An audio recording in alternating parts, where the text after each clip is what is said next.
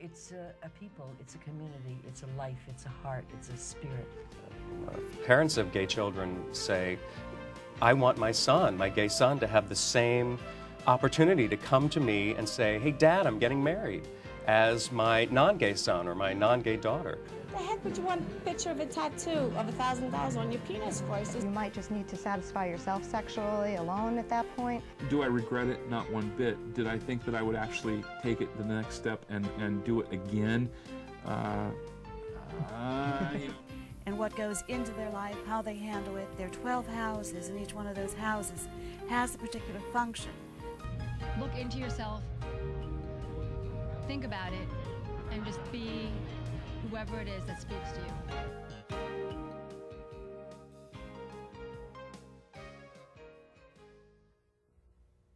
Hello and welcome to Talking About. I'm Jon Griffith, I'm your host, and more than 150 shows ago, in my very, very, very first Talking About, I had a very special young lady with me as a guest, and that young lady is back again today. Kathy Rollo, welcome. Thank you, Jonathan. It's always good to have you. Thank you. And it's been a long time. It's good to be here. Next time we won't make it 150 shows. Excellent. Okay, well, you are the founder of St. Gregory's Theater Group, which is, you know, we went into a lot of detail about that the first time around. Let's give a little bit of a recap of how SGTG came into being. Okay. I was much younger then. I was part of the youth group that belongs to the parish where the group does their work. And the summer came and the youth group had to stop, and none of us wanted to stop hanging out with each other. So I said, hey, why don't we start a theater group and do a play this summer, and then we get to spend time together. And that was 3 or 4 years ago? That was about 5 years ago. Somehow it seems so many more years now, but no, it was a long time ago. And that was our beginning. That's how we started. And we did 2 shows that first year. We did one in the summer and one in the fall. And then we did musicals every summer since. Okay. You know, and opened up to doing straight plays and comedies in the winter about 10 years into our shows, into our seasons. And then we've been doing 2 shows a year since. The winter is a musical, or it's, I'm sorry, in the winter it's a straight play, a comedy, or a musical review. Okay. So it's kind of the beginning. Probably no one is actually even with the group anymore since the beginning. We only have one actor who stayed with the group for quite a long time. She just left it a few years ago. Maybe she'll come back again. But she was probably the longest, besides myself, that stayed with the group from the beginning. Yeah, and you know, you've always been involved in some capacity, but you've been a little bit in and out also as life gets in the way. Yeah, yeah. For a couple of years, I actually stepped back, and they kind of found their own thing, and they were doing wonderful shows, and I've been back for about 3 years now. Okay. Yeah. In putting together a community production, where do you begin? Oh, you need people. You need people who really want to do it and want to spend whole mess of time when they're not doing their normal everyday work to pay their bills kind of job and take care of their family or go to school or whatever it is. So you need to find people who are very excited about doing theater and willing to give up almost every ounce of their life for at least 3 months. And then, you know, everybody kind of has to take on a role. You know, obviously, I most often take on the director role. I have taken on producer and choreographer and stage managing over the years, but you need to find somebody who's really good at producing and keeping it all together. You need to find set designers and lighting designers. Okay, well, the producer role, is that generally the role of the producer in theater? In community theater, it's a little different. You know, it's not about making money to make the show happen, but it's not about making money and money and money. Right. So the producer, at least in my experience in community theater, does oversee the fundraising for the company if it's a nonprofit, but he also just oversees finding all the people and getting the people excited about being involved and making sure all the jobs are happening. Putting the right people into the right places at the right time. You hope, yes, yes. And most of the time it works. Okay. Yeah. And how do you settle on a script for any particular season? Our company sits around and picks a few that everybody's kind of interested in doing, and then we write away for some books, and then we all kind of sit around and read the books at our leisure, and come back and report them on them and make a decision from that. I mean, ultimately, the director kind of makes the final call on it, since that person has to do a big part of the work. Yes. So ultimately, even the books that are chosen are usually chosen with the director kind of saying, yeah, those are shows I'd like to do. This year. Yeah, yeah. And are there sometimes any overwhelming factors that say you really want to do play A? Does it ever get to be, I want this, but it's not really realistic? Oh, yeah. Yeah, many times. I mean, most often the show that I've wanted to do, I've been able to do. Okay. But there, one year we had a show picked, and we had already sent away for rights, and we had already started auditions, and the rights were pulled. So we had to quickly think, what are we going to do? You know, one year, we did quite a few shows these last few years that had a lot of children in them, which has been wonderful. But eventually you run out of shows that have a lot of children in them.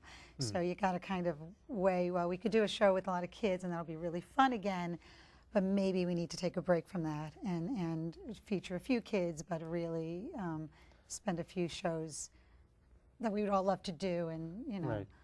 Sort of diversifying what you present. Yeah. For many years, actually, they didn't do a lot of the children's shows. They did Oliver sometime in our first 10 years or so. But that was like their first show that we had young kids in. And then again, quite a few years went before they brought young kids back. But kids are great to work with. Some of the shows that have been done, what are some of the favorites that you have personally? Jesus Christ Superstar. That was absolutely a favorite. We completely changed the theater space around, and the audience sat on stage. It was the first time we did that, and it was amazing. And that is probably one of my most favorite shows that we've ever done. Little Shop of Horrors was great, and our set designer built the puppet, the many puppets that were that plant, and he did an amazing job. Joseph and the Amazing Technicolor Dreamcoat was my first rock opera, first show that there was no dialogue in. Like, how do you do that? And it was great. The company has now done it twice, and both times it was really a wonderful show. So any interesting experiences along the way through some of the productions? I would say through all the productions, there's interesting experiences. The first thing that pops to mind, show and incident. Oh, well, the first thing, and I know I mentioned it on our very first interview, but I will mention it again, was probably when we did Grease, and Grease Lightning came out from this hidden place we had upstage, and it's supposed to roll out, and there's the whole gang singing their song. But the way we built the stage then was, it was the main stage and then a little bit of a platform and more stage, and it kept going and went down onto the more stage.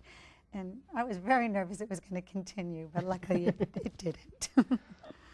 That was a moment that was funny. Actually, a couple of years ago when we did Annie, there was this song, "Smile Darn Your Smile." I'm sorry, you're never fully dressed until you smile. And the girls who sing that song at one point go S-M-I-L-E, smile. And a few nights they spelt my name. And then said smile, and I don't think the audience ever knew, but I sure caught them. Okay, and maybe we'll be able to dig up a clip of that to show. Okay. I'll give the director a moment to figure that out, see if he's got the clip from Annie lined up. As far as the production of Annie, you used a phenomenally large number of kids with that. You were talking about kids. Yeah, there were like 40 little girls. And there were a few little boys in there. Okay. You know, boys could be orphans, you know, too. Okay, and we do have the clip. This is You're Never Fully Dressed Without a Smile? Yeah, this is a wonderful clip. Okay, so we're going to take a look at that. Great.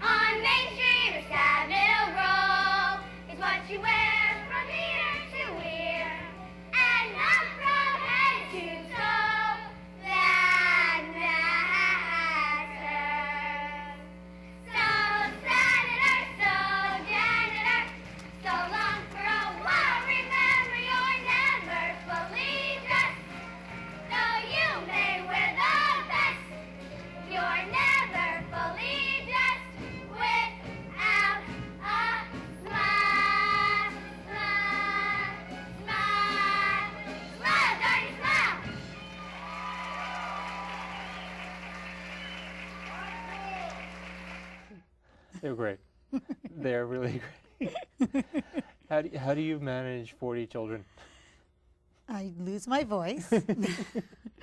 We just do. I mean, it's tough sometimes. They do kind of get distracted and get excited, and as the rehearsals go along, they get to know each other more, so they become friends, and so getting them to focus can be a challenge.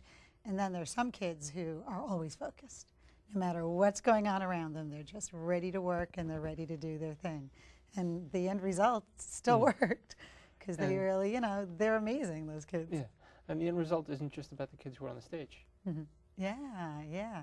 No, there's so much more that happens in all theater. Mm-hmm. And one of the things I've been stressing a lot over these last few years is not just the acting and the kids on stage and the actors on stage, but everything that happens off stage, and to make that all look great.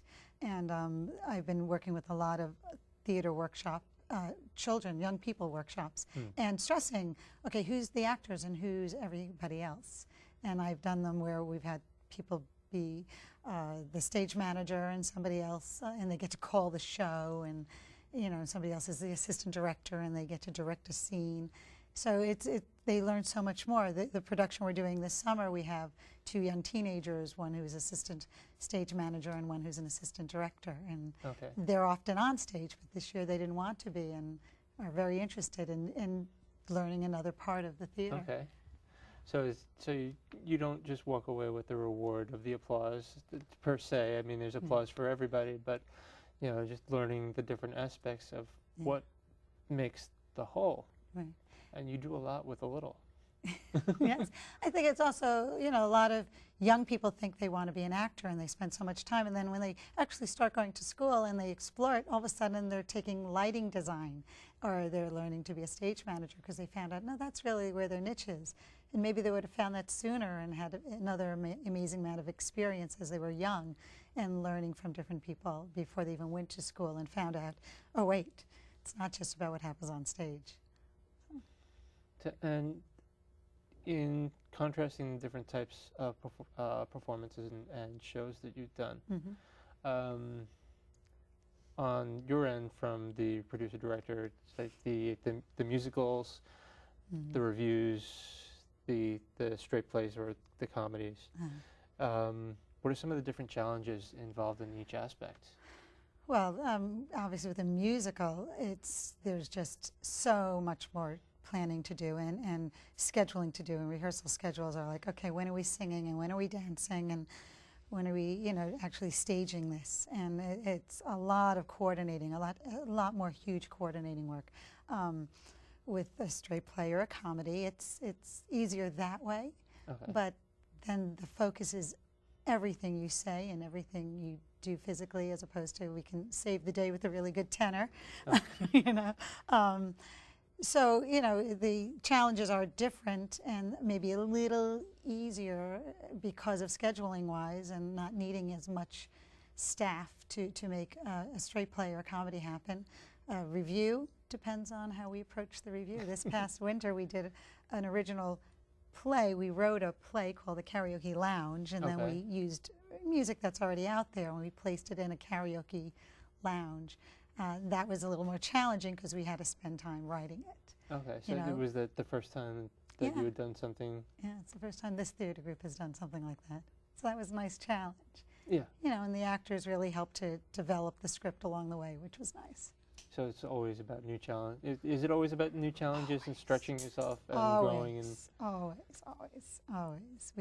We did Children of Eden last summer, and our set designer, instead of having the children in the show, typically the children who are in it dress up in animal costumes, but we decided to have them be puppeteers. And our designer created puppets for all the kids for the Ark scene and the Garden of Eden scene, and he made them all from found items. Okay. So the hippopotamus was like a toilet seat, and giraffes were broomsticks, and they were really amazing puppets.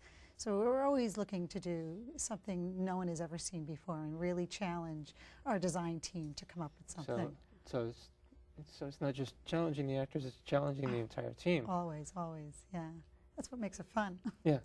And speaking of fun, do have one more clip to show of a comedy. A fun show. Okay. Yeah, And it's The Odd Couple. okay. And this one's great. And all the actors, we have actors from the Bronx, Manhattan, Queens, Nassau in this production. Okay. Is there any setup needed for the scene? It's Felix being a little too neat, and it's a poker game, so like, cut it out. Okay. So let's take a look at this clip from The Odd Couple.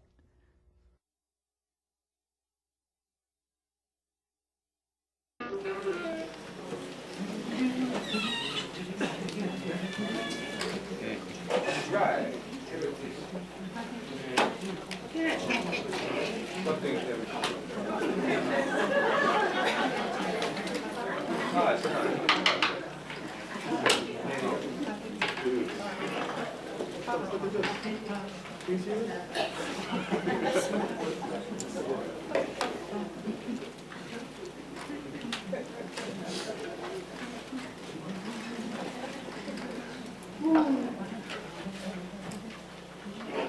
Oh, thanks.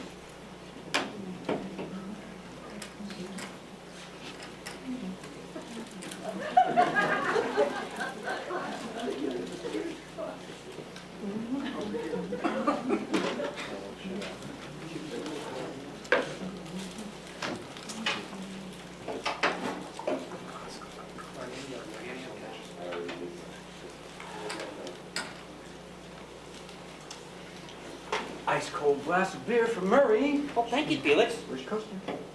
What? Your coaster. Go around and go this way. I think I bet it. Jeez, I knew I was winning too much here. Or try to use your coaches when you fell asleep. Scotch and a little bit of water? Scotch and a little bit of water, and I've got my coaster. I hate to be a pest, fellas, but you know what wet glasses do? They leave little rings on the furniture. They eat right through the polish. They ruin the finish. That's what those little rings, huh?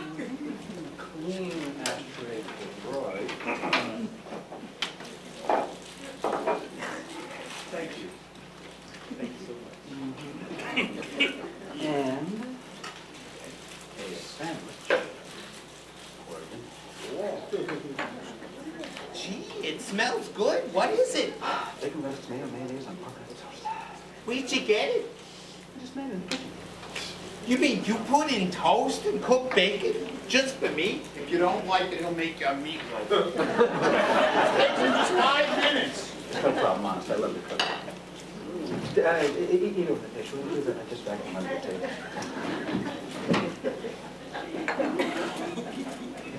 Oscar? Yes, sir. I forgot what you asked me for. What am I getting you? 2 3.5-minute eggs and some petit fours. Double gin and tonic. I'll be right back. Who turned off the Puritron? What? The Puritron? Fellas, please, do not play with this thing, huh? I'm trying to get some of the grime out of the air. Murray, give me $200 for your gun. I can't take it anymore. I've had it up to here. In the last 3 hours, we played 4 minutes of poker. I am not giving up my Friday nights to watch cooking and house cleaning. That's a great clip. And yeah, it's the production values, and the actors are clearly enjoying themselves, and yeah, it's great when everything comes together. Yep. Yeah, just in the theater. And I just during the last few minutes of the show, just it's not just about what goes on in the theater. Do a lot of stuff in the community as well. Yes. Well, this theater group does it. They've done some outreach where they'll take this show or a version of it, because some of them are long, to nursing homes. They take it to the nursing home where I work, which is nice. They've taken some of their work to children's hospitals. They do caroling. Sometimes they'll get together on the holiday time. The actors will come and they'll do caroling in different places. And recently they did this past week, on Memorial Day, they did the national anthem at a neighborhood ballpark for the Little League start of their season. So they try to, they try to not just keep it inside Right. and have fun here, but to share it with the community, especially who can't come in and see it. Right, and that's always, that's just such a good feeling inside. Oh, yeah. To do things like that, because I have participated in the past. You turn me into a beggar and you turn me into a monster. Oh, no, no. On stage. Oh, on yes. stage. That's right. And it was always a lot of fun. Oh, good. And the website is what? It's sgtg.org. Okay. www.sgtg.org. Okay, and coming up, we're recording this in 2007, so coming up in the 2007 season. Oh, a play I've wanted to do since I started this, My Fair Lady. Okay. And it will be running the first 2 weekends in August. Okay. So August 3rd to the 13th. I hope I got that right. 2nd to the 12th. I'm sorry. Tell it again. 2nd to the 12th of 2007. But there's always something going on at the end of the summer and during the winter. Yes. Because, as you know, reruns are forever. I've heard. But, okay. In addition to the current productions and the past productions, what would you like the company to reach out and do in the future? I mean, I've over the years have tried original works. It would be nice to just play with something like that. Also, maybe developing a children program so that they don't have to feel that they're always searching for that musical that's about including children, but letting them have a place where they shine on their own. So it could happen. You never know. You never know. And you do excellent work. Just as somebody who's been a participant and somebody who's been in the audience, I've enjoyed both sides. Both sides of the curtain. Thank you. If you could think of, I don't know. Well, we spoke of one experience that stood out in your mind. I guess that was, well, Greece. That was through a musical. Is there one standout experience? Right, wrong, or otherwise that stands out from the comedies or the reviews? I don't know. I think the fun thing that I did with The Odd Couple, which I only know, and now I'll tell the world, was when I cast it, I did know both of the principal actors fairly well, and I knew that one was very much an Oscar and one was very much a Felix in the real world, and then I gave them the opposite role. That's okay. That's always a stretch and a challenge, and that's a lot of fun. Yeah. Do you get to play around like that a lot? Do you when you're auditioning, do you see the person as well as the character when you're reading somebody? Yeah, and sometimes it works, and you want that person because they are that character. But then sometimes as a director, there's no challenge then. And if they do seem to have a gift, you want to work with that. So you challenge them to be somebody that is not really who they are. Yeah. And have you ever had the experience where you were just on the edge thinking that this is never going to happen, and then all of a sudden it's pulled out of the hat? Oh, yeah. That happens almost. Actually, it used to happen a lot more.